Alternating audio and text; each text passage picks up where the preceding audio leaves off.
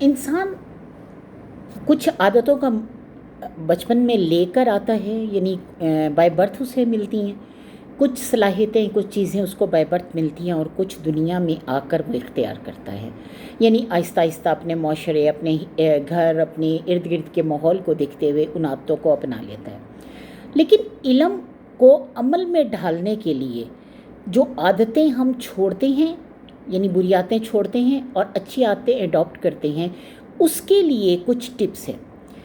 اس کے لیے آپ نے کرنا یہ ہے کہ جو کام کرنا ہے اس جملے کو روزانہ اونچی آواز میں ریپیٹ کرنا ہے، بار بار ریپیٹ کرنا ہے، اتنا کہ آپ کے ذہن میں بیٹھ جائے، یعنی آپ اس سے سوچیں بھی اسی طرح، چلیں بھی اسی طرح، بالکل ایسے کہ جیسے وہ حفظ ہو گیا ہو۔ جیسے اللہ تعالیٰ کی ایک عادت ہے، قرآن پاک میں اللہ تعالیٰ نے ہر چیز کو ریپیٹ کیا ہے، یعنی بار بار ریپیٹ کیا، اور اس میں ایک نئی چیز ہمیں سیکھنے کو ملتی ہے، ہر ریپیٹیشن میں ایک نئی چیز سیکھنے کو ملتی ہے۔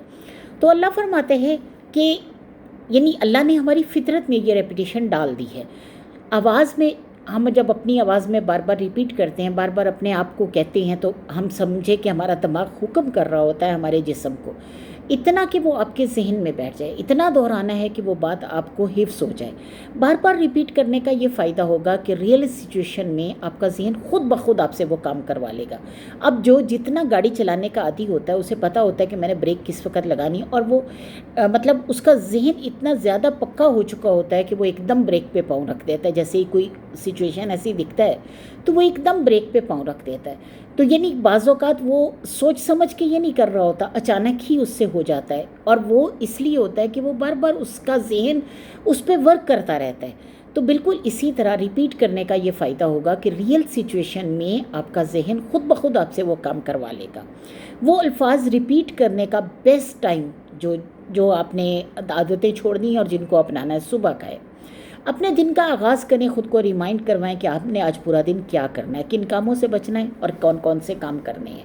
مثال کے طور پہ بعض لوگوں کو مسئلہ پیش آتا ہے کہ جب وہ قرآن پڑھ رہے ہوتے ہیں تو تب انہیں سمجھ آ رہا ہوتا ہے کہ ہر مشکل میں صبر کرنا ہے، لیکن جب اصل زندگی میں مشکلات آتی ہیں تو صبر نہیں کر پاتے۔ اس کی بڑی وجہ یہ ہے کہ ان کو چھوٹی چھوٹی باتوں پر صبر کرنے کی عادت نہیں ہوتی، ان کے ذہن یوز ٹو نہیں ہوتے۔ جب تک چھوٹی باتوں پر صبر کرنا نہیں آئے گا، بڑی مشکلات پہ بھی صبر کرنا نہیں آئے گا۔ یعنی اسٹارٹ وتھ لٹل سٹیپس، خود کو ریمائنڈ کرواتے رہیں کہ آپ نے کیا کرنا ہے اور کیا نہیں کرنا۔ صبر کرنا سیکھنا ہے تو پہلے چھوٹی چھوٹی باتوں پر صبر کرنا شروع کریں۔ چوٹ لگ گئی ہے، کوئی بات نہیں، صبر کر لیں، رب کی رضا میں راضی رہیں۔ جب آپ کا ذہن چھوٹی باتوں کو پر صبر کرنے کے لیے یوز ٹو ہو جائے گا تو بڑی مشکلات میں خود بخود صبر کر لے گا۔ نرمی اختیار کرنا چاہتے ہیں تو پہلے خود کو ریمائنڈ کروائیں کہ آپ قرآن پاک پڑھتے ہیں، آپ قرآن کو چھوتے ہیں، اسے پیار کرتے ہیں، اور اللہ تعالیٰ نے نبی پاک صلی اللہ علیہ وآلہ وسلم کو نرم اخلاق دے کر، نرم مطلب مزاج دے کر کتنا ہم پر احسان کیا۔ اللہ فرماتا ہے کہ یہ احسان ہے ان لوگوں پر کہ آپ نرم دل ہیں ان کے لیے، یعنی ان کی باتوں کو آپ برا نہیں مناتے، آپ ان پر شاؤٹ نہیں کرتے، آپ تلخ مزاج نہیں ہیں، آپ سخت مزاج نہیں ہیں، آپ ان کے ساتھ نرمی کی عادت رکھتے ہیں۔ تو اللہ تعالیٰ کی اس بات کو اگر ہم سوچیں تو کیا ہمیں خود نرم دل نہیں ہونا چاہیے؟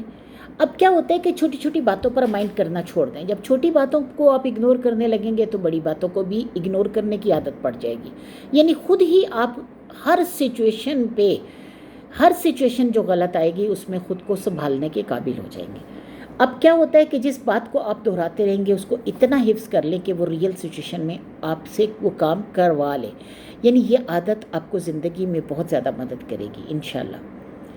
یعنی خود بھی انسان سوچے تو یہ بہت بڑی بات ہے، بہت بڑی بات ہے۔ اللہ تعالیٰ ہم سب پر رحم کرے، ہم سب کو اپنے کرم میں لے، اپنی رحمت میں لے، اور ہمیشہ ہمارے ساتھ رحمت کا برتاؤ کرے۔ وآخر دعوانا الحمدللہ رب العالمین۔